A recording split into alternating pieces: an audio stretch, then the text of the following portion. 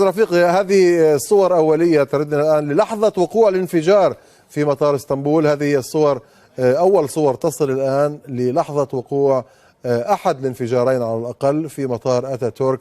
واضح ألسنة اللهب، ويقال أيضا أن أحد رجال الشرطة اعترض أحد المهاجمين وقام بالاشتباك جسديا معه وألقاه أرضا قبل وقوع هذا الانفجار. إذن هذه صور تردنا الآن للحظات الأولى لوقوع أحد الانفجارين، وهذه هي الصور بالعرض البطيء لأحد الانفجارين اللذين ضربا مطار أتاتورك في مدينة اسطنبول التركية هذا المساء.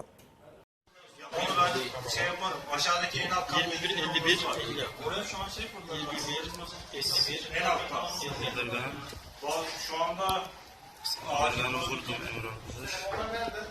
burada. 111'de gözükmüyor dayı. Dur şimdi. Şurada bize bir şey var. 111'de gözükmüyor. Oradan da 458 kamera yapabiliriz. 400. Nasıl yapacağız? 458 mi yapacağız? Tamam ben hallediyorum. Oradan monitörden bakın. 458 bu.